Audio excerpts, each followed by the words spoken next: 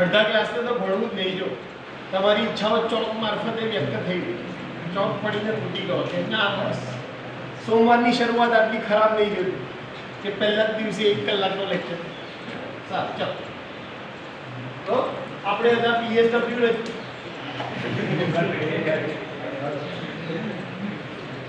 તમારી ઈચ્છા ના હોય પણ હું તો પગાર લઉં છું, મારે તો મારું કામ કરવું પડે. બરાબર, ચાલો. તો carry flag, auxiliary carry flag, એના પછી આવે છે યુઝર ડિફાઇન્ડ ફ્લેગ. એટલે કે જે પ્રોગ્રામર છે, જે યુઝર છે, એ નક્કી કરશે કે મારે આ ફ્લેગને 0 કરવો છે કે 1. જ્યારે આપણે એરિથમેટિકના પ્રોગ્રામ કરશું ત્યારે આપણે જોશું કે આ ફ્લેગ શું કામ યુઝરને આપવામાં આવ્યો છે, આનો પાવર શું કામ યુઝર પાસે છે. યુઝર નક્કી કરશે કે ભાઈ મારે આ ફ્લેગને 0 કરવો છે કે 1. એના પછી બીજા બે ફ્લેગ આવે છે, RS0 અને RS1. હું આના ફૂલ ફોર્મ કહું છું, કદાચ તમને ક્લિક થાય તો મને કહેજો. રજિસ્ટર સિલેક્ટ 0 અને રજિસ્ટર સિલેક્ટ 1, આ બે ફ્લેગના નામ છે. રજિસ્ટર સિલેક્ટ 0 અને 1 શેના માટે યુઝ થતા હશે? આ કોઈ આઈડિયા? થોડું ઘણું રિવિઝન કદાચ કોઈએ કર્યું હોય, ભૂલે ચૂકે. સારું, આપણી પાસે ટોટલ કેટલી રજિસ્ટર બેંક છે? 4. ઇન્ટરનલ મેમરીના સ્ટ્રક્ચરમાં આપણે જોયું હતું, તો કદાચ યાદ હોય તો અહીંયા આવતું હતું R0, R1, R2 અને R3. આ 32 બાઇટ હતા કે જે આપણે યુઝ કરતા હતા રજિસ્ટર બેંક માટે. એના પછીના 16 બીટ હતા ઇન્ડિવિડ્યુઅલ બીટ એડ્રેસેબલ, અને એના પછીના 80 બાઇટ હતા જનરલ પર્પસ રજિસ્ટર. તો આ જે 4 રજિસ્ટર બેંક છે, એમાંથી કઈ રજિસ્ટર બેંક સિલેક્ટ કરવી એ કોના હાથમાં છે? યુઝરના હાથમાં છે. આપણે નક્કી કરશું. જો હું અહીંયા PSW ની અંદર RS0 અને RS1 આ બંને ફ્લેગને 0 રાખું તો રજિસ્ટર બેંક કઈ સિલેક્ટ થશે? 0. જો હું આ બંને ફ્લેગને 0 1 રાખું એટલે કે આને 0 અને આને 1 તો કઈ રજિસ્ટર બેંક સિલેક્ટ થશે? R1. 1 0 રાખું તો R2 અને 1 1 રાખું તો R3. બાય ડિફોલ્ટ જે રજિસ્ટર બેંક સિલેક્ટેડ હોય છે એ હોય છે R0. એટલે જો તમે કંઈ નહીં કરો તો 8051 માં ડેટા સ્ટોર કરવા માટે જે રજિસ્ટર બેંક યુઝ થશે એ કઈ છે? R0. પણ મારે કોઈ સ્પેશિયલ ઓપરેશન કરવા છે, મને ખબર છે કે જગ્યા વધારે રોકાવાની છે, તો મારે જો R1 રજિસ્ટર બેંક સિલેક્ટ કરવી હોય તો હું PSW ના ફ્લેગ શું કરીશ? 0 1 કરીશ. એટલે માઇક્રો કંટ્રોલરને ખબર પડશે કે ભાઈ મારે કઈ બેંક સિલેક્ટ કરવાની છે? R1. એટલે આપણે જે 5 ફ્લેગ જોયા એની અંદરથી 3 કયા છે? યુઝર ડિફાઇન છે, જેનો કંટ્રોલ કોની પાસે છે? યુઝર પાસે છે. એટલે કે પ્રોગ્રામ લખતી વખતે હું સિલેક્ટ કરી શકું છું કે મારે કઈ બેંક યુઝ કરવી.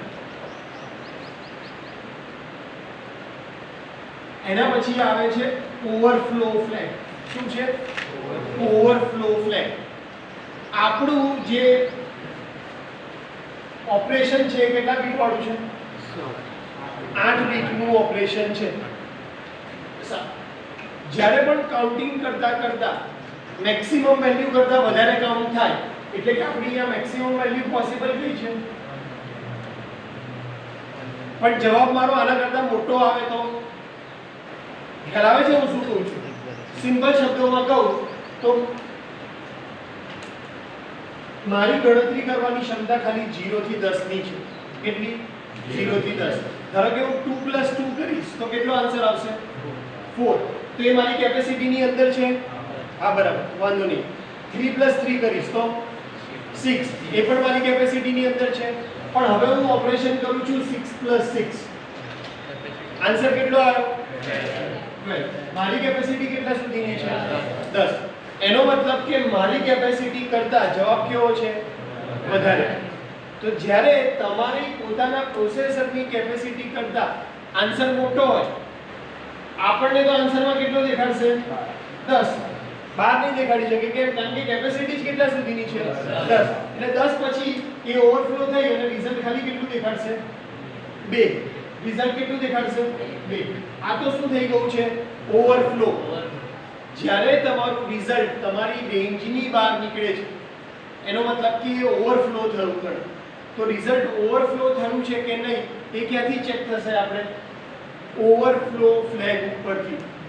એટલે રિઝલ્ટ ચેક કરતી વખતે એક્યુમ્યુલેટરની સાથે સાથે આપણે આ બધા ફ્લેગ જોવા પડે. ઓવરફ્લો ફ્લેગ 1 હોય તો તમે ક્યારે બી ના કહી શકો કે રિઝલ્ટ કેટલું છે? 2. ઓવરફ્લો ફ્લેગ ચેક કરો તો આપણને ખબર પડે કે હા ભાઈ ઓપરેશનની અંદર તો શું થયું છે? આપણી કેપેસિટી કરતાં વધારે મોટો આન્સર છે અને એટલા માટે એ ઓવરફ્લો થયું છે. ઓવરફ્લો થયું છે એટલા માટે આ આન્સર 2 નથી. કેટલો છે? 12. દેખાય છે કેટલો? 2. પણ છે કેટલો? 12. એટલા માટે આપણે કયો ફ્લેગ ચેક કરવો પડે? ઓવરફ્લો ફ્લેગ ચેક કરવો પડે. એટલે કે આપણા કંટ્રોલરની કેપેસિટી કરતાં એની રેન્જ કરતાં બહાર જો રિઝલ્ટ જાય છે તો એ ઇન્ડિકેશન આપણને કોણ આપે છે? Overflow flag. બરાબર. હજી હું કહું છું કે ભાઈ PSW શું દેખાડે છે? રિઝલ્ટનું સ્ટેટસ. રિઝલ્ટ નહીં, રિઝલ્ટનું શું દેખાડે છે? સ્ટેટસ. કે ભાઈ રિઝલ્ટ પોઝિટિવ છે, નેગેટિવ છે, કેરી છે, નથી ઓવરફ્લો થયું છે કે નથી થયું. આ બધી વસ્તુ કોણ દેખાડવાનું છે? PSW. તો રિઝલ્ટ ચેક કરવું છે તો શું ચેક કરશું? એ. રિઝલ્ટનું સ્ટેટસ ચેક કરવું છે તો શું ચેક કરશું? PSW. એના પછી આવે છે ડોન્ટ કેર કન્ડિશન. એટલે કે જે તમારો 7મો ફ્લેગ છે એ આપણે ચેક કરતા નથી. કેમ? આપણે જે જરૂર છે એ બધી વસ્તુ આવી જાય છે એટલા માટે અહીંયા આ 0 હોય કે 1 હોય એ આપણે જોવાનો નથી. એને કહેવાય ડોન્ટ કેર ફ્લેગ. કે એની વેલ્યુ કોઈ પણ હોય આપણને એનાથી ફરક પડવાનો નથી. અને છેલ્લો ફ્લેગ છે પેરિટી ફ્લેગ. ડિજિટલ ઇલેક્ટ્રોનિક્સમાં નામ સાંભળ્યું છે પેરિટી ફ્લેગ? કોઈ પણ જવાબ જે આવે એની અંદર 1 ની વેલ્યુ કેટલી છે, ઓડ કે ઇવન, એ નક્કી કરશે કે પેરિટી ફ્લેગની વેલ્યુ કેટલી આવશે. ફોર એક્ઝામ્પલ, ધારો કે હું આ 8 બીટનું ઓપરેશન કરી રહ્યો છું.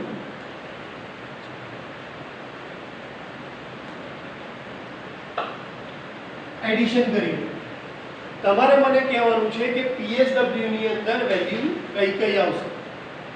બાય ડિફોલ્ટ મેં કોઈ રજિસ્ટર બેંક અત્યારે સિલેક્ટ કરી નથી તો માઇક્રો કંટ્રોલરની જાતે કઈ બેંક સિલેક્ટ કરશે? R0. સારું, ઓપરેશન કરી લઈએ. 0 + 0 કેટલા થાય? 1 + 1 કેરી 1 1 1 + 1 0 કેરી 1 અહીંયા નહીં 1 + 1 0 કેરી 1 1 + 1 કેરી. આ એક્સ્ટ્રા કેરી ક્યાં આવી? 12 આવી. હવે મને તમે કહેશો કે કેરીની વેલ્યુ કેટલી આવશે? 1. કેમ? કારણ કે ઓપરેશન પત્યા પછી એક્સ્ટ્રા કેરી એક બાર બચે છે. ઓક્સિલરી કેરીની વેલ્યુ કેટલી આવશે? 1. કેમ? કારણ કે ચોથી થી પાંચમીની વચ્ચે અહીંયા શું આવે છે? કેરી જનરેટ થાય. એટલા માટે ઓક્સિલરી કેરીની વેલ્યુ કેટલી આવશે? 1. એના પછી શું છે? User define. મારે ડિફાઇન કરવાનું છે તો એની વેલ્યુ ધારો કે હું 0 કરું કે 1 કરું એ મારા ઉપર છે, ડિપેન્ડિંગ અપોન કયું ઓપરેશન હું પરફોર્મ કરી રહ્યો. આ બંનેની વેલ્યુ કઈ આવશે? RS0 ની વેલ્યુ પણ 0 અને RS1 ની વેલ્યુ પણ 0. કારણ કે બાય ડિફોલ્ટ કઈ બેંક સિલેક્ટ થવાની છે? R0. એના પછી ઓવરફ્લો ફ્લેગ. રિઝલ્ટ રેન્જની બહાર ગયું છે? ના. FF કરતા તો રિઝલ્ટ મોટું છે નહીં. રિઝલ્ટ ઓવરફ્લો નથી થયું તો ઓવરફ્લો ફ્લેગની વેલ્યુ શું આવશે? 0. એના પછી આવે છે પેરિટી. પેરિટી ફ્લેગ માટે તમારે હંમેશા આ 8 આંકડા જુઓ. એની અંદર કેરી ચેક કરવાની છે નહીં. આની વેલ્યુ કેટલી વખત આવે? 1 2 અને 3. જો ઓડ વખત 1 આવતું હોય તો એનો મતલબ પેરિટીની વેલ્યુ કેટલી છે? 1. અને જો ઇવન વખત આવતું હોય તો પેરિટી ફ્લેગની વેલ્યુ કેટલી થશે? 0. ઓડ પેરિટી અને ઇવન પેરિટી. જ્યારે સબટ્રેક્શન કરવાનું હોય અને નેગેટિવ નંબર સાથે કામ કરવાનું, કયા નંબર? નેગેટિવ. ધારો કે આપણને ઓપરેશન એવું કરવાનું કે 5 - 6, તો આન્સર કેટલો આવશે? -1. હવે આ કોમ્પ્યુટરમાં -1 કઈ રીતે દેખાડશું? +1 તો સમજ્યા કે ચલો +1 કઈ રીતે દેખાડે છે? 0 1. પણ -1 કઈ રીતે દેખાડશું? તો -1 ને ઇન્ડિકેટ કરવા માટેની રીત છે કે માઈનસ ને ઇન્ડિકેટ થાય છે 1 થી, અને આ બીજો ડિજિટ કયો છે? તમારું રિઝલ્ટ છે. તો આ મને ખબર હોવી જોઈએ કે ભાઈ હું કયો નંબર વાપરી રહ્યો છું, સાઇન વાળો વાપરી રહ્યો છું કે અનસાઇન નંબર વાપરી રહ્યો છું. જો તમે પ્રોગ્રામ લખતા હોય તો પહેલા 4 પ્રોગ્રામમાં તમે ઓબ્ઝર્વ કર્યું હશે કે વેરિયેબલમાં આપણે લખતા હતા અનસાઇન કરીને લખતા હતા. સાચે બધા ને? અનસાઇન એટલે શું કે ભાઈ એને કોઈ સાઇનની જરૂર નથી, એ નંબર કોઈ દિવસ નેગેટિવ હશે નહીં. જેમ કે એનરોલમેન્ટ નંબર, કોઈ દિવસ કોઈનો એનરોલમેન્ટ નંબર નેગેટિવ હશે? એ નંબર કેવો છે? પોઝિટિવ. ક્રિકેટનો સ્કોર કેવો હશે? પોઝિટિવ. બેટ્સમેનનો સ્કોર, બોલિંગ, બધા નંબર કેવા છે? પોઝિટિવ. તો એની અંદર તમારે સાઇન આપવાની જરૂર છે નહીં. પણ હું જો એડિશન કરું છું, એડિશનમાં પણ કોઈ દિવસ નંબર નેગેટિવ આવશે. શેમાં આવશે? સબટ્રેક્શન કરું તો નંબર નેગેટિવ આવી, તો એ વખતે મારે શું કરવું પડશે? મારે લખવું પડશે કે આ નંબર કેવો છે, સાઇન છે કે અનસાઇન છે. જેવું તમે વેરિયેબલ તરીકે ડિફાઇન કરશો કે આ નંબર સાઇન છે, તો હંમેશા પહેલો ડિજિટ શેના માટે જતો રહેશે? એ ડિફાઇન કરવા માટે જતો રહેશે કે તમારો નંબર પોઝિટિવ છે કે નેગેટિવ. જો તમારો નંબર પોઝિટિવ હશે તો આગળ આપણે લગાડીશું 0, અને જો તમારો નંબર નેગેટિવ હશે તો આગળ આપણે શું લગાડીશું? 1. તો જો તમારા નંબર સાઇન સાથે જોડાયેલા હોય એટલે કે નેગેટિવ નંબર સાથે ડીલ કરવાના હોય તો 8 બીટમાંથી એક બીટ તમારો શેના માટે જતો રહેશે? સાઇન આપવા માટે જતો રહેશે. તો તમારી પાસે નંબર કેટલા રહેશે? ખાલી 7 નંબર જ રહેશે. ખ્યાલ આવે છે હું શું કહું છું? જો ધારો કે મારી પાસે અત્યારે હું લખું છું 0 0 0 1 1 0 0 0. આ નંબરને આપણે કન્વર્ટ કરીએ તો કયો નંબર કહેવાશે? 0 0 0 1. એટલે કયો નંબર છે આ? હેક્સાડેસિમલમાં 1 નંબર છે. 1 0 0. આ નંબર કયો છે? નંબર કયો થયો? 18. અને પોઝિટિવ નંબર છે. અચ્છા,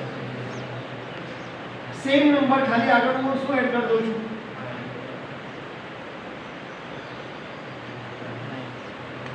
તો હવે આ નંબર શું કહેવાશે? -18. -18. બાકી શું કહેવાય? આને શું કહેવાય આપણે? આ કયો છે? 1 0 1 0. એટલે કેટલા થાય? 9. અને આ કેટલા છે? 8. તો નંબર કેટલો લખાય ખરેખર? 98. ક્યારે? જ્યારે 8 બીટ યુઝ કરતા હોય તો. એની જગ્યાએ હવે આપણું એક બીટ શેમાં જતું રહ્યું છે? સાઇન ડિફાઇન કરો. તો બાકીના 7 નંબર તમારો નંબર રિપ્રેઝન્ટ કરશે, અને નંબર કયો દેખાડશે? -18. એટલે કે જો તમે 2⁸ 2�6 એટલે કેટલા થાય? 64. 2⁷ 128. 2⁸ તો કેટલા થશે? 256. 256 એટલે 0 થી 255. પહેલા તમારી પાસે રેન્જ 8 આંકડાની 8 બીટ હતા, તો નંબર ક્યાંથી ક્યાં સુધી પોસિબલ હતા? 0 થી 255. અને બધા નંબર કેવા છે? પોઝિટિવ. જ્યારે તમે નેગેટિવ સિસ્ટમ ઇન્ટ્રોડ્યુસ કરો છો તો હવે તમારી પાસે બીટ કેટલા રહેશે? 128. અને તમારી રેન્જ ક્યાંથી ક્યાં સુધી જશે? 0 થી લઈ અને 127, અને આ બાજુ -128. નેગેટિવ સાઈડ કેટલી આવશે? -128. તો હવે નંબર કેટલા રહ્યા તમારા? 256 ના 256. પણ એમાંથી રેન્જ કેટલી થઈ ગઈ તમારી? સીધી અડધી રેન્જ થઈ. એટલે કે હવે 128 કરતા જો રિઝલ્ટ બહાર જાય તો તમારું શું ગણાશે? ઓવરફ્લો. પહેલામાં રિઝલ્ટ શેના કરતા બહાર જવું જોઈએ? 255 કરતા બહાર જવું જોઈએ. તો આપણે સાઇન ડિફાઇન કરીએ છીએ, પણ તકલીફ શું થશે? જેવી તમે સાઇન માટે એક બીટ વાપરી દો તો તમારી રેન્જ કેવી થઈ જાય છે? સીધી અડધી થઈ. કે પહેલા તમને 255 નંબર વાપરવા માટે મળતા હતા, હવે એની જગ્યાએ કેટલા મળે છે? ખાલી પોઝિટિવ સાઈડ 128 નંબર જ યુઝ કરવા મળે. તો નેગેટિવ નંબર સાથે જ્યારે કામ કરતા હોય ત્યારે આ ફ્લેગ બહુ જરૂરી છે, પેરિટી ફ્લેગ. એ વખતે આપણે ચેક કરવું પડે કે ભાઈ પેરિટી ફ્લેગની વેલ્યુ કેટલી છે અને એના ઉપરથી ડિસાઈડ કરી શકાય કે નેગેટિવ નંબર એટલે શું. આપણા સિલેબસમાં નેગેટિવ નંબર ઉપર બહુ ફોકસ નથી, એટલા માટે અત્યારે કોઈ ડિસ્કશન નથી કરતો, પણ જ્યારે આપણે પ્રોગ્રામ લઈશું કોઈ નેગેટિવ નંબર વાળો ત્યારે આપણે આને એક્ઝામ્પલ સાથે ડિટેલમાં ડિસ્કસ કરશું. તો 8 ફ્લેગ ખ્યાલ આવી ગયા. PSW વિશે પૂછાય કે એક્સપ્લેન PSW ઇન 8051, તો તમારે શું કરવું પડે? આ ફિગર ડ્રો કરવી પડે, આખો એનું ફૂલ ફોર્મ લખવું પડે. શું છે? Program status word.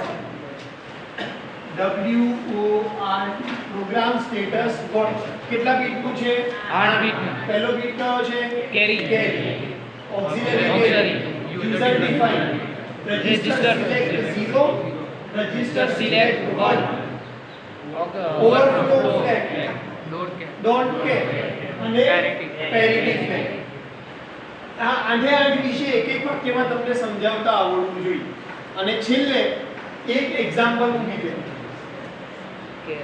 એક એક્ઝામ્પલ લખી દેવાનો 8 બીટ વાળો, અને એના માટે power status word, program status વર્ડની કેરી શું આવશે, ઓક્સિલરી કેરી શું આવશે, UD, RS0, RS1, ઓવરફ્લો અને પેરિટી ફ્લેગની વેલ્યુ શું આવશે એ ડિફાઇન કરી.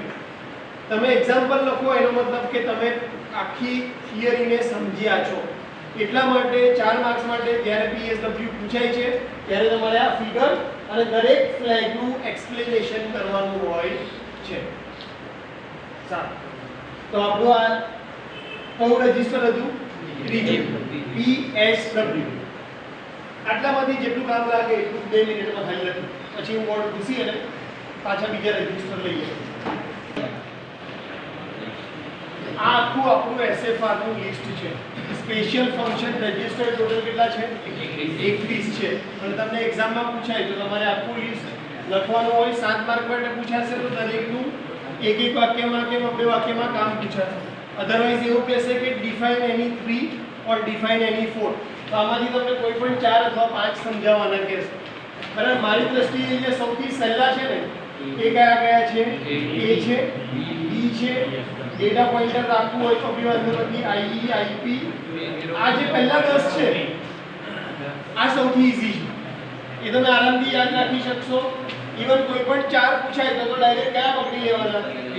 પોર્ટ પકડી લેવાના, P0, P1, P2 અને P3. પોર્ટ એ 4 સ્પેશિયલ ફંક્શન 8 બીટના રજિસ્ટર છે. બરાબર, એટલે આપણે કયા કયા કરી લીધા? A થઈ ગયું, B થઈ ગયું. આ શું છે? Data pointer higher byte, data pointer lower byte. ડેટાને પોઇન્ટ કરે છે. કોને પોઇન્ટ કરે છે? ડેટાને પોઇન્ટ કરે છે. ડેટા કઈ કઈ જગ્યાએ હોય?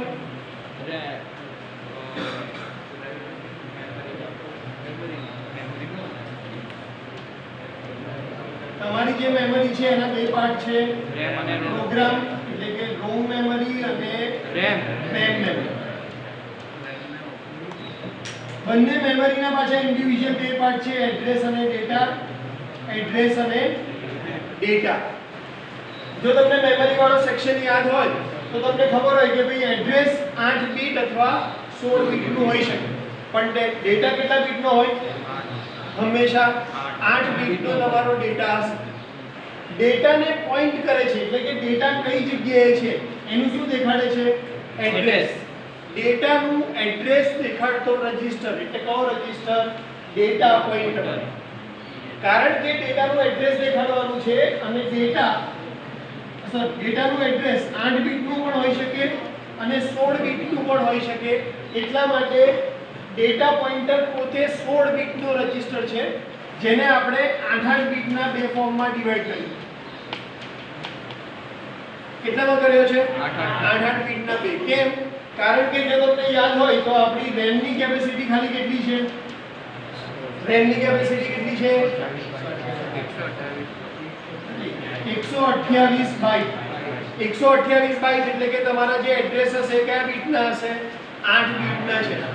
એટલે જો તમારે ખાલી આનું એડ્રેસ દેખાડવું છે કોનું RAM નું તો તમારે ડેટા પોઇન્ટરમાંથી ખાલી કેટલા રજિસ્ટરની જરૂર પડશે અડધાની 8ની જો તમારે ROM વાળાનું એડ્રેસ દેખાડવું હોય તો ROM વાળાનું એડ્રેસ કેટલા બીટનું છે 16 બીટ તો એ વખતે તમારે આખા બંને રજિસ્ટરની જરૂર પડશે એટલા માટે આપણે રજિસ્ટરને કેટલા પાર્ટમાં ડિવાઇડ કર્યું છે બે પાર્ટમાં બીજી વસ્તુ આપણે જે એક્સટર્નલ ROM અને એક્સટર્નલ RAM કનેક્ટ કરીએ છીએ એનું પણ એડ્રેસ કેટલા બીટનું છે 16 બીટનું છે એને પણ દેખાડવા માટે આપણે શેનો યુઝ કરીએ છીએ data pointer higher byte data pointer lower byte higher byte અને લોઅર બાઇટ એટલે શું તમારું એડ્રેસ કેટલા આંકડાનું હશે 4 આંકડાનું હશે 16 બીટ છે પણ હેક્સાડેસિમલમાં એને કઈ રીતે રિપ્રેઝન્ટ થાય છે 4 આંકડા એટલે 4 4 8 4 12 અને 4 16 એમાંથી પહેલા બે બાઇટ આને કહેવાય હાયર બાઇટ આને કહેવાય લોઅર બાઇટ એટલે કે 35 એ શેમાં સ્ટોર હશે DPH માં અને 12 એ શેમાં સ્ટોર હશે DPL ની અંદર લોઅર બાઇટ ની અંદર એટલે DPH અને DPL એ શું કામ કરે છે તો કે ડેટા પોઇન્ટ કરવાનું કામ કરે છે એનું એડ્રેસ દેખાડવાનું કામ કરે છે કે ભાઈ મેમરીની અંદર તમારો ડેટા કયા એડ્રેસ પર રહેલો છે ચાલો એના પછી પાંચમો ઓપરેટ કયો છે ઇન્ટરપ્ટ એનેબલ IE એટલે કે ઇન્ટરપ્ટ એનેબલ ઇન્ટરપ્ટ ની આપણી પિન ડાયાગ્રામ વખતે પણ વાત થઈ હતી કે માઇક્રો કંટ્રોલર સાથે કનેક્ટ કરેલી ડિવાઇસીસને જ્યારે સર્વિસની જરૂર પડે ત્યારે એને શું મોકલે છે ઇન્ટરપ્ટ મોકલે છે સૌથી કોમન એક્ઝામ્પલ આપણે લીધું હતું કે તમારા ફોનમાં GSM કાર્ડ છે એ એક્સટર્નલ ડિવાઇસ કહેવાય GSM ઉપર કોઈનો ફોન આવે તમે ગેમ રમો છો તો GSM કાર્ડ ઇન્ટરપ્ટ કોને મોકલશે માઇક્રો કંટ્રોલર અને તમને મેસેજ બ્લીપ થઈને આવશે કે ભાઈ આજે એમનો ફોન આવે છે તો જ્યારે પણ માઇક્રો કંટ્રોલર સાથે કનેક્ટ કરેલી ડિવાઇસીસ માં કંઈ પ્રોબ્લેમ થાય તો એ માઇક્રો કંટ્રોલરને ઇન્ફોર્મ શેના દ્વારા કરશે ઇન્ટરપ્ટ દ્વારા કરશે એટલે કે જો તમારે ઇન્ટરપ્ટને એનેબલ કરવા છે તો મારે કયું રજિસ્ટર યુઝ કરવું પડશે ઇન્ટરપ્ટ એનેબલ ધારો કે કંટ્રોલરમાં કોઈ એક્સટર્નલ ડિવાઇસ છે નહીં તો મારે ઇન્ટરપ્ટ રાખવાની જરૂર છે નહીં તો હું એ વખતે એને એનેબલ નહીં પણ જો માઇક્રો કંટ્રોલર સાથે પેરિફેરલ ડિવાઇસીસ કનેક્ટેડ છે તો હું IE ને શું કરીશ એનેબલ કરીશ અને એટલા માટે આ રજિસ્ટર જે છે 8 બીટનો એનું કામ શું છે ઇન્ટરપ્ટને એનેબલ કરવાનું ઇન્ટરપ્ટને સર્વિસમાં લાવવાનું એવી રીતે ઇન્ટરપ્ટ રિલેટેડ બીજો એક રજિસ્ટર છે જેનું નામ છે ઇન્ટરપ્ટ પ્રાયોરિટી આપણે કમ્પેરિઝન કરી હતી 8085 અને 8051 ત્યારે મેં કીધું હતું કે ભાઈ 8085 ની અંદર કેટલા ઇન્ટરપ્ટ હોય છે 5 અને 8051 માં 2 ઇન્ટરપ્ટ હોય હવે જો આ બે ઇન્ટરપ્ટ એક સાથે આવે તો કોનું કામ પહેલા કરવું GSM મોડ્યુલ વાળું કામ પહેલા કરે કે પછી તમારા ફોનની સ્ક્રીન વધારે એટલે કોઈ પોપઅપ આવ્યો કે મેસેજ આવ્યો તો એને પહેલા દેખાડે એક સાથે મેસેજ આવ્યો એક સાથે ફોન આવ્યો તો કોને પહેલા દેખાડશે એ કોણ નક્કી કરશે કોને પ્રાયોરિટી આપવી એ પ્રાયોરિટી આપણે ક્યાંથી સેટ કરી શકીએ તો કે આ રજિસ્ટરની અંદર આપણે સેટ કરી શકીએ જેનું નામ શું છે ઇન્ટરપ્ટ પ્રાયોરિટી કે ભાઈ બેમાંથી કોને પહેલું પ્રાયોરિટી આપવું જો તમને પ્રોગ્રામિંગ સારું આવડતું હોય તો તમે તમારા ફોનના પ્રોગ્રામિંગમાં ચેન્જ કરી શકો કે ભાઈ ના મને અત્યારે આપણા ફોનમાં પ્રોગ્રામિંગમાં શું આપ્યું છે કોલને હાઈએસ્ટ પ્રાયોરિટી આપી કે જો કોઈનો કોલ આવતો હોય તો એ પહેલા દેખાય પણ તમે સારા પ્રોગ્રામર હોય તો તમારે ખાલી કયા રજિસ્ટરને પકડવાનું ઇન્ટરપ્ટ પ્રાયોરિટી એની અંદર ડિફાઇન થયેલું હોય એમાં તમારે ચેન્જ કરવાનું કે ભાઈ મારી પ્રાયોરિટી છે કે પહેલા મેસેજ જ આવવું જો કોલ અને મેસેજ બંને એક સાથે આવે તો પહેલા શું આવવું જોઈએ મેસેજ અને પછી શું દેખાડવું જોઈએ કોલ તો એ પ્રાયોરિટી પ્રોગ્રામર નક્કી કરે છે આપણે નક્કી કરીએ છીએ શેના દ્વારા તો કે SFR દ્વારા કયા SFR દ્વારા ઇન્ટરપ્ટ પ્રાયોરિટી વાળા SFR દ્વારા ચાલો એના પછીના ચાર તો ઈઝી છે કયા છે પોર્ટ 0 પોર્ટ 1 પોર્ટ 2 અને પોર્ટ 3 ચારે ચાર પોર્ટનું કામ શું છે એની સાથે ઇનપુટ અને આઉટપુટ ડિવાઇસ તમે કનેક્ટ કરી શકો છો અને એને ઇન્ડિવિડ્યુઅલી ચાલુ કે બંધ કરી શકો દરેક પોર્ટની કેટલી પિન છે 8 પિન છે બરાબર પોર્ટ 0 આપણે તમે પ્રોગ્રામ લખો છો એની અંદર આપણે લખીએ છીએ કે ભાઈ 0x00 તો આના માટે 4 ને આના માટે 8 અને છેલ્લે રિઝલ્ટમાં આપણે જોઈએ છે તો 8 ખાના દેખાડે છે જેમાં તમને રાઈટ ઓર બ્લેન્ક દેખાડે છે. તો એ શેના ઉપરથી આવે છે? એનું કામ છે કે ભાઈ આને આ પોર્ટને તમે આખા બીટ તરીકે વાપરી શકો 8 ને 8 બીટ તરીકે અથવા તો ઇન્ડિવિજ્યુઅલ બીટ તરીકે પણ યુઝ કરી શકો છો. તો port number 0, port number 1, port number 2, port number 3 આ પણ શું છે? એક ટાઈપના SFR જ છે. કેટલા બીટના છે? 8 બીટના છે. જેનું કામ શું છે? ઇનપુટ અને આઉટપુટ ડિવાઇસીસ તમે એની સાથે કનેક્ટ કરી શકો છો અને ઇન્ડિવિજ્યુઅલી બીટ વાઇઝ એને ઓપરેટ કરી શકો છો. કેટલા થઈ ગયા આપડા? 10 થઈ ગયા. એના પછી આવે છે પીકોન એટલે કે પાવર કંટ્રોલ. લેપટોપમાં ફોનમાં તમે સેટિંગ જોયું હશે કે ભાઈ 10 સેકન્ડ સુધી આપણે ફોનમાં કે ટચ ના કરીએ અથવા 30 સેકન્ડ બધા પોતપોતાની રીતે ડિફાઇન કરતા હોય તો તમારી ફોનની સ્ક્રીન શું થઈ જાય છે? બંધ થઈ જાય છે. તો એવું શેના આધારે થયું છે? આ રજિસ્ટરની અંદર આપણે જે સેટિંગ કરીએ છીએ કે 30 સેકન્ડ પછી ડિસ્પ્લે બંધ થવી જોઈએ, 1 મિનિટ પછી થવી જોઈએ અથવા નેવર થવી જોઈએ, એ સેટ ક્યાં લખેલું હોય છે? તો કે તમારા કંટ્રોલરની અંદર કયા રજિસ્ટરમાં? પીકોનની અંદર. તમે એન્ટ્રી કરો છો એ પીકોનમાં કરો છો કે ભાઈ આટલી સેકન્ડ પછી મને ડિસ્પ્લે શું જોઈએ? બંધ. કેમ? ડિસ્પ્લે પર કંઈ કામ નથી થતું એનો મતલબ કે અત્યારે તમે ડિવાઇસ યુઝ કરતા જો ડિવાઇસ યુઝ નથી કરતા તો ખાલી એનો પાવર ચાલુ રાખવાની જરૂર છે નહીં. તો એનો પાવર પર શું કરી દેશે? બંધ. પાવર એટલે શું બંધ કરશે ખબર છે?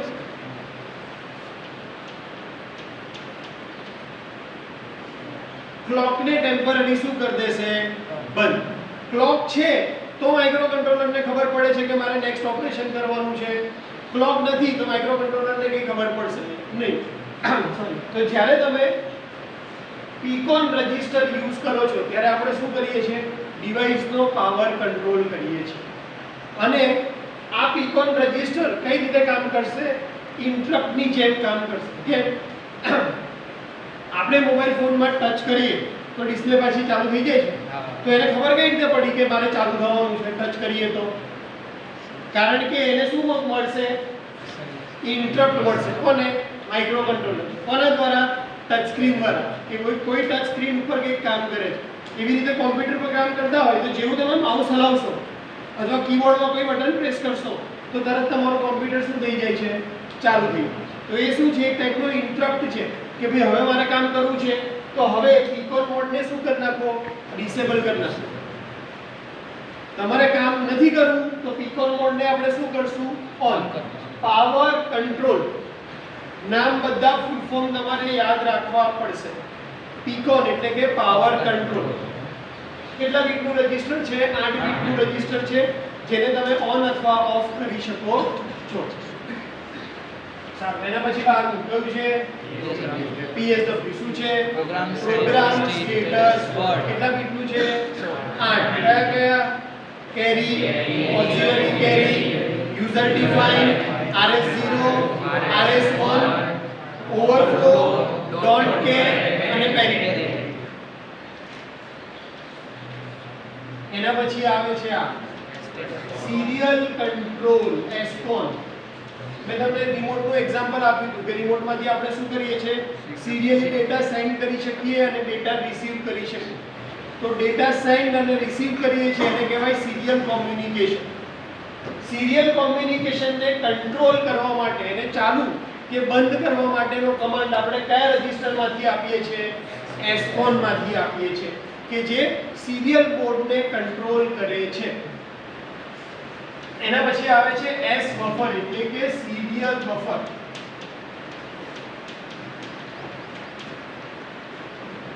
મેં કોમ્પ્યુટર પર ડેસ્કટોપ ખોલ્યું. ડેસ્કટોપની અંદર બે ફોલ્ડર છે. એકમાં મૂવી છે અને એકની અંદર સોંગ છે. પહેલા મેં મૂવી વાળું ફોલ્ડર કોપી કર્યું, ડી ડ્રાઈવમાં ગયો અને પેસ્ટ કર્યું. એટલે શું થશે? મૂવી ડી ડ્રાઈવમાં જવાના ચાલુ થઈ ગયા. હવે હું શું કરું છું? સોંગ વાળું ફોલ્ડર લઉં છું, કોપી કરું છું, ડી ડ્રાઈવમાં ઓપન કરીને પેસ્ટ કરું છું. તો હવે શું જશે? સોંગ જશે. તો બે ડેટા એક સાથે જઈ રહ્યા છે.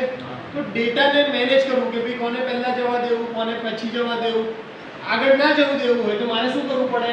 બફર કરવું. બફર એટલે શું? તમે ઇન્ટરનેટ યુઝ કરતા હોય તો વચ્ચે આમ સિગ્નલ જતું રહે તો શું આયા કરે? ચક્કરડું ગોળ ગોળ કરે અને નીચે લખેલું હોય બફરિંગ. એ બફરિંગ એટલે શું? એને ખબર નથી પડતી કે હવે ડેટા હું આગળ કઈ રીતે મોકલું. કેમ? ડેટા તો છે પણ શું નથી? કનેક્ટિવિટી છે નહીં. તો એ ડેટાને પોતાની જગ્યાએ હોલ્ડ કરી રાખશે અને જેવું નેટ આવશે તો તરત પાછો શું થઈ જાય છે? પેજ લોડ થઈ જાય છે. તો ડેટાને કઈ રીતે લાવવા કે લઈ જવા એ મેનેજ કરવાનું કામ આપણે કયા રજિસ્ટરથી કરીએ છીએ? સિરિયલ બફર નામના રજિસ્ટરથી કરીએ. એના પછી આવે છે એસપી. એસપી એટલે શું? Stack pointer. 3 કે 4 વખત મેં એક્ઝામ્પલ સાથે સમજાવ્યું છે. કોઈને યાદ છે સ્ટેક પોઇન્ટર શું હતું? સ્ટેક મેમરી કોને કહેતા હતા આપણે? Very good. એક જણને તો એટલીસ્ટ સ્ટેક પોઇન્ટર એટલે શું? આપણે જે મેસેજ યુઝ કરીએ છીએ, જીમેલ યુઝ કરીએ છીએ, ઇન્સ્ટાની ફીડ, ફેસબુકની ફીડ, વોટ્સઅપના મેસેજ, એ બધા કયા મેમરી પર કામ કરે છે? Stack memory. એટલે કે જે ડેટા છેલ્લો આવ્યો હોય એ જ ડેટા આપણને શું દેખાડે? પહેલો દેખાડે. એના માટે આપણે મેમરીની અંદર અલગ એના માટે જગ્યા રાખીએ છીએ જેને કહેવાય સ્ટેક મેમરી. અને સ્ટેક મેમરી ક્યાંથી ચાલુ થાય છે? કયા એડ્રેસથી ચાલુ થાય છે? એ એડ્રેસ જે રજિસ્ટર દેખાડે છે એને આપણે શું કહીએ છીએ? સ્ટેક પોઇન્ટર કહીએ છીએ.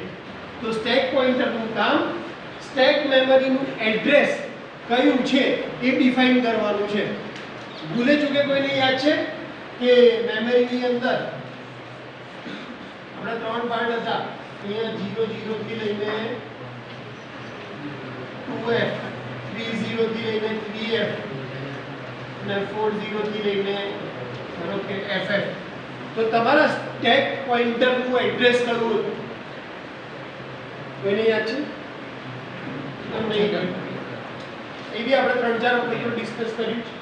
2F એ બાય ડિફોલ્ટ સ્ટેક મેમરીનું એડ્રેસ છે કે ભાઈ અહીંયાથી જે પણ ડેટા તમે સ્ટેક મેમરીમાં નાખશો એ બધું અહીંયા ઉપર આવશે. આ એડ્રેસ ડિફાઇન કરવું એ તમારા હાથમાં છે. ધારો કે મને લાગે છે કે ના મારા પ્રોગ્રામમાં 3F સુધીની જરૂર પડવાની છે, 40 થી FF સુધીનું આ જનરલ પર્પસ છે, તો અહીંયા હું ડિફાઇન કરી દઉં. તો 40 ના એડ્રેસને ડિફોલ્ટ સ્ટેક મેમરી એડ્રેસ તરીકે ડિફાઇન કરવું હોય તો હું ક્યાં કરીશ? એ આ SP નામના રજિસ્ટરની અંદર કરીશ. તો SP નામના રજિસ્ટરમાં સ્ટેક મેમરીનું બાય ડિફોલ્ટ એડ્રેસ હોય છે જે આપણે ચેન્જ કરી શકીએ. કેટલા થઈ ગયા? 15 સ્ટેક પોઇન્ટર. હવે જોઈએ ટીકોન અને ટીમોડ એટલે કે ટાઈમર કંટ્રોલ. તમારું જે ટાઈમર છે એને કેટલી સ્પીડથી ચલાવવું, એને કઈ રીતે કંટ્રોલ કરવો, કેટલું ફાસ્ટ ચલાવવું, સ્લો ચલાવવું, એ આપણે શેમાં ડિફાઇન કરીએ છીએ? ટીકોન મોડની અંદર કે ભાઈ ટાઈમરને કંટ્રોલ કર. ઘણીવાર આપણે એવું કરીએ પિક્ચર જોતા હોય ત્યારે સ્પીડ 2x કરી દઈએ. ધારો કે સોંગ આવે છે તો બોરિંગ સીન ચાલે છે તો આપણે શું કરીએ કે ભગાઈ નહીં યાર અને ભગાઈએ આપણે બોલી જઈએ છીએ પણ એન્જિનિયરિંગ લેંગ્વેજમાં આપણે એને શું કરી રહ્યા છે? કંટ્રોલ કરી રહ્યા કે ભાઈ કેટલી સ્પીડથી મારો ડેટા જવો જોઈએ અથવા મારો ટાઈમ કેટલો ફાસ્ટ જવો જોઈએ. એમેઝોન, નેટફ્લિક્સ બધામાં આપણે કરીએ 10 સેકન્ડથી ભગાડીએ, બીજી વાર દબાઈએ તો 20 સેકન્ડ, 40 સેકન્ડ, 1 મિનિટ જેટલું સ્પીડથી ભગાવવું. તો એ સ્પીડ જે છે ટાઈમરની એક શેની અંદર આપણે ડિફાઇન કરીએ છીએ? ટીકોનની અંદર આપણે ડિફાઇન કરીએ. એના પછી આવે છે રજિસ્ટર ટી મોડ. એટલે કે તમારે તમારા ટાઈમરને ટાઈમર તરીકે વાપરવું છે કે પછી કાઉન્ટર તરીકે વાપરવું છે? કોઈ કહેશે કે ટાઈમર અને કાઉન્ટરમાં શું ફરક? ટાઈમર અને કાઉન્ટરમાં શું ફરક? આના માટે સબ્જેક્ટનું નોલેજ હોવું જરૂરી નથી. જનરલ સવાલ છે કે કોઈ તમને પૂછે કે ટાઈમર અને કાઉન્ટરમાં શું ફરક? કાઉન્ટર કાઉન્ટ કરશે કેટલા સેકન્ડ થયા કે મિનિટ થયા અને કંટ્રોલ એને આપણે સ્પીડ એની કંટ્રોલ કરી ટાઈમર શું કરશે? ટીકોન અલગ હતું, કંટ્રોલ કરવા વાળું શેમાં હતું? ટીકોન. હવે અત્યારે શેની વાત કરી રહ્યા છે? T mode. કયા મોડમાં ઓપરેટ કરવું છે? ટાઈમર તરીકે વાપરવું છે કે પછી કાઉન્ટર તરીકે વાપરવું છે? એક સિમ્પલ એક્ઝામ્પલ આપું. ધારો કે હું પ્રથમને રેલવે સ્ટેશન મોકલું છું. રેલવે સ્ટેશન મોકલી અને એને એવું કહું છું કે 1 કલાક તારે ત્યાં બેસી અને ગણવાનું છે કે ભાઈ કેટલી ટ્રેન આવી. બેસવાનું કેટલા કલાક છે? 1 કલાક. તો એ વખતે એનો પ્રાઇમ ઓબ્જેક્ટિવ શું હશે? એને શું પાસ કરવાનું છે? ટાઈમ પાસ કરવાનો. 1 કલાક થાય એટલે એને શું કરવાનું છે? ટ્રેન ગણીને શું કરવાનું છે? પાછું આવવાનું. હવે તો આનો યુઝ કઈ રીતે થયો અત્યારે? ટાઈમર તરીકે. મેં એને શું આપી દીધું? ફિક્સ ટાઈમ આપી કે ભાઈ તારે કલાક માટે જઈને બેસવાનું છે અને જેટલી ટ્રેન આવે શું કરવાનું છે? ગણવાનું. બીજું એક્ઝામ્પલ, બીજા દિવસે હું એને મોકલું છું અને એવું કહું છું કે જ્યાં સુધી 100 ટ્રેન પાસ ના થાય ત્યાં સુધી તારે પાછું આવવાનું નથી. તો હવે એનો ઓબ્જેક્ટિવ શું થઈ જશે? કાઉન્ટ કરવાનું કે ભાઈ મારે કેટલું થવું જોઈએ? 100 ટ્રેન થવી જોઈએ. 100 ટ્રેન થવા માટે 8 કલાક થાય, 10 કલાક થાય કે 12 કલાક થાય એ એના માટે ઇમ્પોર્ટન્ટ નથી. એના માટે ઇમ્પોર્ટન્ટ શું છે? 100 નો કાઉન્ટ. તો એ વખતે આપણે એને કઈ રીતે યુઝ કર્યું? કાઉન્ટર.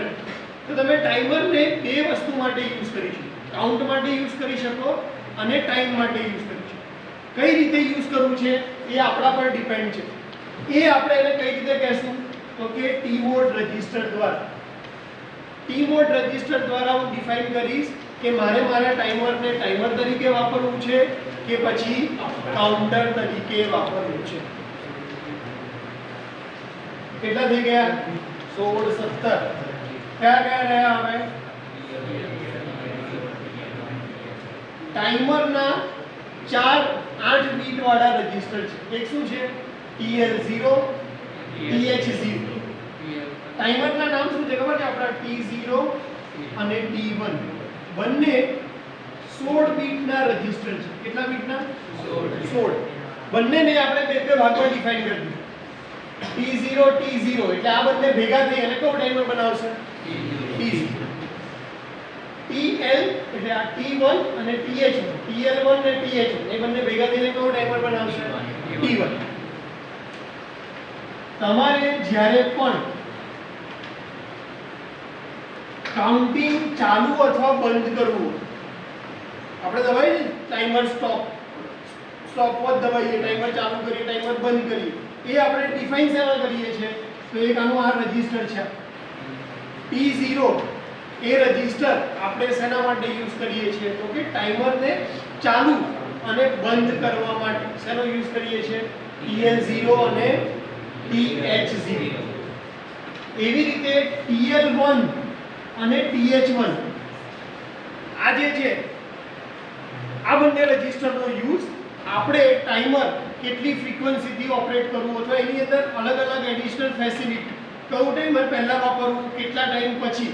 ધારો કે હું કોઈ વસ્તુ જમવાનું બનાવી રહ્યો છું ઓવનની અંદર, મારે એવું જોઈએ છે કે પહેલી 30 સેકન્ડ માટે હીટ કેવી આવવી જોઈએ? બહુ જ વધારે. પછીની 30 સેકન્ડ માટે હીટ કેવી થવી જોઈએ? ઓછી. પછી 15 સેકન્ડ માટે એનાથી ઓછી, પછી 5 સેકન્ડ માટે.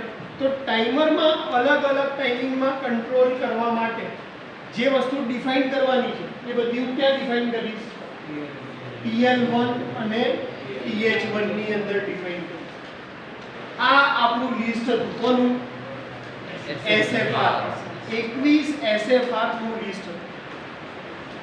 આની સાથે આપણું ચેપ્ટર નંબર 1 જે છે એ આખું કમ્પ્લીટ થાય. એની અંદર ખાલી 4 વસ્તુ રહે છે. કઈ? તો કે કોડના ડાયાગ્રામ બાકી છે.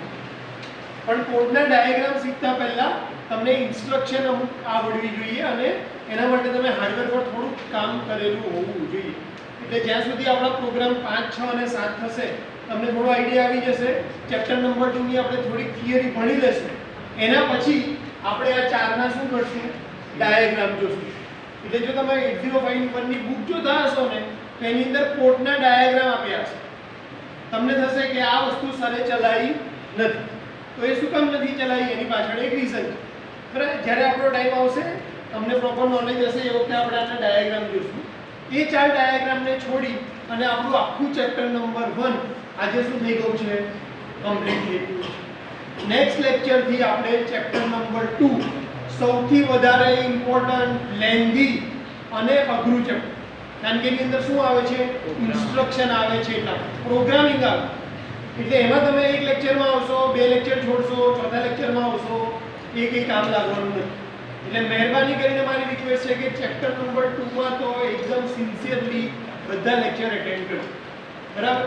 મારા ખ્યાલથી મિડમાં લગભગ ચેપ્ટર 1 અને ચેપ્ટર 2 બંને હશે, બે ચેપ્ટર હશે, વધારે નહીં હોય. ત્રીજું હશે તો આપણે કવર કરી લઈશું, પણ અધરવાઇઝ બે ચેપ્ટર છે એ તમે ખાસ તૈયાર કરજો. આ ચેપ્ટરમાંથી મને જે આઈએમપી સવાલ લાગે છે એ તમને ખાલી કહી દઉં. એક આવશે આર્કિટેક્ચર, એક પિન ડાયાગ્રામ, એસએફઆર અને પીએસડબ્લ્યુ રજિસ્ટર. આ ચાર છે કે જેમાંથી સવાલ આવશે ને આવશે. મને એવું ઇમ્પોર્ટન્ટ લાગે છે. જીટીયુ ના મેં અત્યાર સુધી જેટલા બી ક્વેશ્ચન પેપર જોયા છે દર વખતે એમાં 4 પોઈન્ટ તો હોય ને હોય. હા, અને સોરી એક મેઇન રહી ગયો, ઇન્ટરનલ આર્કિટેક્ચર ઓફ રેમ. આપણું જે 128 બાઇટની રેમ છે, 32, 16 અને 80 વાળો portion, A internal architecture of RAM ખાસ પૂછાય. એટલે એટલી વસ્તુ તમે ચેપ્ટર નંબર 1 માંથી ખાસ તૈયાર કરજો.